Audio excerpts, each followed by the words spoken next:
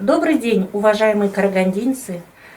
Здравствуйте, наши дорогие читатели городской библиотеки имени Мухтара Омархановича Ауэзова. Сегодня, в преддвериях самого великого, самого божественного дня, Дня Победы, мы пришли как волонтеры посетить наших ветеранов Великой Отечественной войны, которые проживают в нашем любимом городе. Сегодня мы в гостях у ветерана войны Пономаревой Серафимы Григорьевны. Добрый день.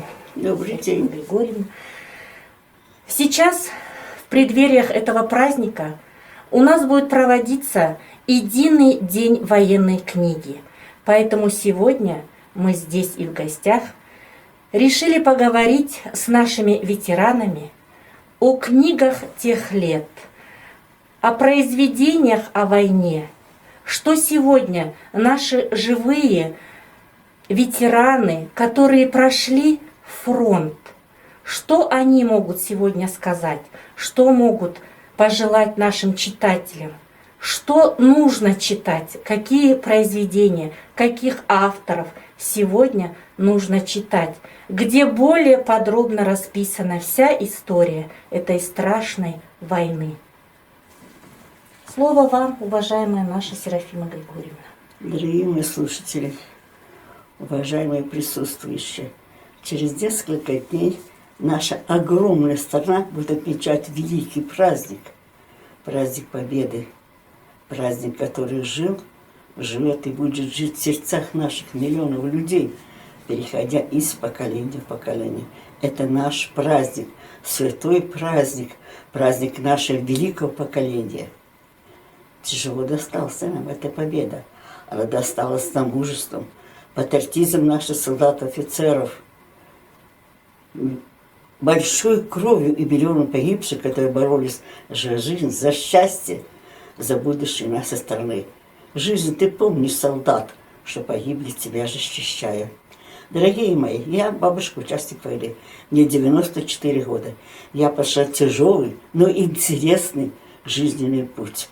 Со студенческой СКАИ, Московский институт международных отношений, отделение переводчиков, я была взята на фронт, зная иностранные языки, и направлена служить в штаб Первого Белорусского фронта, где командующий Георгий Константинович Жуков, слава ему, память ему, они его мы любили, любим и будем любить.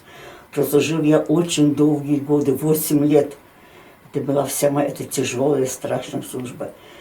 Я участник взятия Берлина, освобождения Рейхстага, участник Нюрнбергского процесса. И после войны долгие годы, 8 лет, я прослужила в Германии. День Победы я встречала в Германии. Я немножко хочу остановиться, дорогие мои слушатели, чтобы вы знали, как мы брали Берлин. Я очевидец, не меняйте, пожалуйста, историки, дату. Вчера по телевизору предваряю. 30-го Рейхстаг, брали Рейхстаг. 30-го уже знамя Победы висело над Рейхстагом. 20 апреля 1945 года наши доблестные войска, освободив пол-Европы, подошли к цитадели Германии, к Берлину. Был приказ Сталина зайти Первому Белорусскому фронту в Берлин, освободить Берлин и водрузить знамя Победы над Рейхстагом. К Берлину подошли потом Первый Украинский фронт, Второй Украинский, Штеменко, Берзарин, Жуков подошли вплотную к Берлину, все 3 фронта подошли. Приказ надо выполнять военную, его очень тяжело. Жуков дает ответ о том, что невозможно взять Берлин, он с 4 сторон окружен войсками СС. Это отборные войска, которые убивали человечество на земле. Сталин ответил ему, пусть армия погибает, но Берлин должен быть освобожден. 20-го тишина, вывод Берлина, тишина. Стрелять перестали, мы думали, война закончилась. А в это время всю ночь все командующие солдаты, там Берлин, как бы горка такая, Зеландские высоты, ставили 100 «Катюш» на Зеландских высотах, 100 «Катюш». Когда одна «Катюша» стреляет, это страшно, а когда 100 «Катюш», это что-то. 21 числа ровно в 10 часов утра был дан приказ штурмом брать Берлин. Мы еще живые ветераны, не искажайте даты. Вы знаете, это было страшно. Земля и небо горело, просто земля и небо горело. Солдаты, офицеры вели солдат в бой за освобождение Берлина с призывом за Родину и за Сталина. С энтузиазмом шли все. 6 дней был страшный бой за взятие Берлина.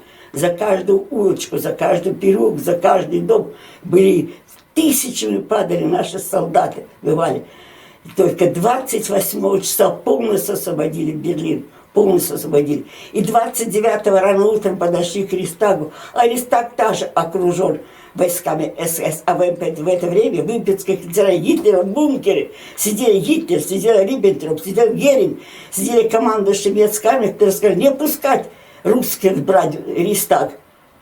А наши всю ночь, весь день боролись, 29 числа. Весь день шла, чтобы за каждую ступеньку был бой. На одной ступеньке советский солдат, на другой немецкий. Освободились так 29 полностью. В 10 часов утра 30 апреля.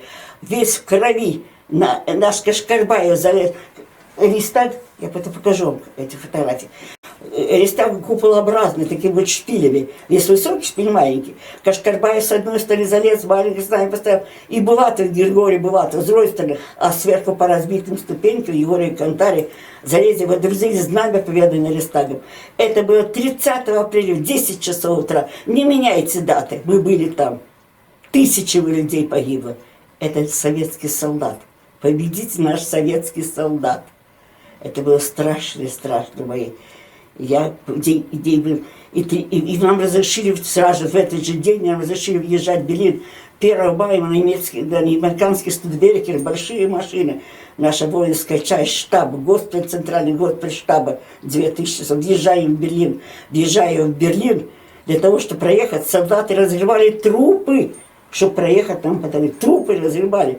Представляете, и я, девочка, которой нет еще 18 лет, поняла, вот что стоит человеческая жизнь. Это у меня в памяти до сих пор вот эти солдатские лица лежат у меня в голове. Понимаете, это было страшно.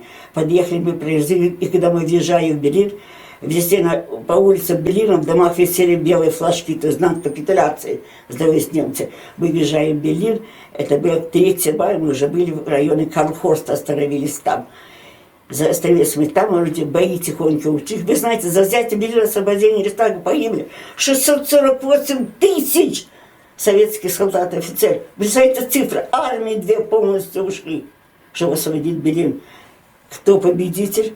Победитель советский солдат. Запомните, солдат, который кушает макароны с хлебом, он непобедим. Это наш советский солдат, победитель. Да. Никто не пришел помогать, ни американцы, ни французы, никто. Они сидели, Эльбе слушали, кто победит, и слушали, это наш солдат. И 3 мая собрались все уже первый раз увидел Жукова. Жуков привел целую команду в бронированной машине. 3 мая 45-го привез в Рейхстаг, подъехала машина бронированная. И вышли оттуда генералы все, которые взяты были в плен.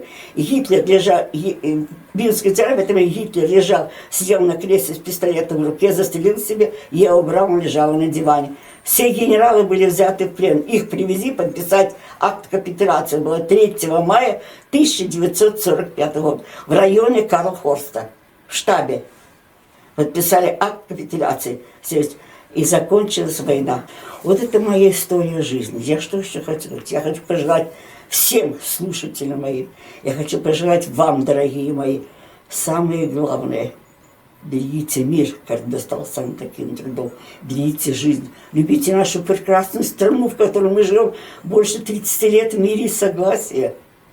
Берегите наш город прекрасный, которому 87 лет исполнилось. Берегите. Что я хочу молодежь сказать? Молодежь, мои родные дети. Ведь наша жизнь была совершенно... Я не видел молодости, у меня не было ее. Но вы сейчас... Книги обязательно читать надо. Это наше прошлое. Из книг вы знаете всю жизнь нашу. Вы развиваетесь в этом. Ходите в кино, читайте книги. Военное содержание, бытовые книги, тех времен содержания. Великих наших писателей, которые земля еще не рада таких знаменитых людей. Читайте книги, да вы будете полезными людьми. Выйдите из стен вузов и дома. Будьте полезны своей семье. Будьте полезны своей стране. И в мире будет у нас уют, покой, добро, счастье, здоровье всем желающим. С великим праздником вас, праздник святой, праздник великий. Пусть у нас все будет хорошо. Главное, чтобы мы с вами жили в покое. Наше поколение уходит. Эстафету мира мы передаем вам, молодому поколению, которые должны беречь мир, должны беречь согласие, должны беречь счастье и здоровье своих близких, своих детей, своих родных. Это наше будущее, это наша жизнь. Берегите ее, которая с таким трудом была завоевана. Всего вам доброго, самого-самого хорошего.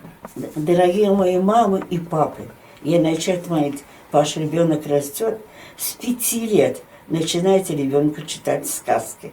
А в дальнейшем, чтобы ваш ребенок приучился сам читать книги. С первых лет начинает развиваться, дальше он идет. Дорогие мои мамы, уделите этому, уделите не только своим детям, уделите взрослым детям, чтобы вы знали, чем занят ваш ребенок. Не пошел куда-нибудь, а пришел, принес книгу из библиотеки, прочитал, почитал, поделился вам мнением, о чем здесь написано. Читайте книги о войне, читайте о мирной жизни, читайте о людях наших. Героям не надо быть, что делать поступок. Героям надо быть, что делать свои полезные дела. Прочитать книгу, поделиться мнением о ней. Это очень большое имеет значение для вашей будущей жизни, для вашего развития. Человек не читающий, он тупой и глухой. Понимаете? А читающий человек всегда может поговорить об этой книге, о людях, о прошлом и о будущем. Это очень важно для вашей будущей жизни. Обратите особое на это внимание для нашего молодого, растущего, цветущего поколения. Спасибо огромное вам. И разрешите от руководствующего состава, от наших руководителей, нашей библиотеки, от всего коллектива Центральной библиотечной системы города Караганды поздравить вас с великим Днем Победы и выразить вам слова благодарности и склонить голову. Спасибо Спасибо вам за победу.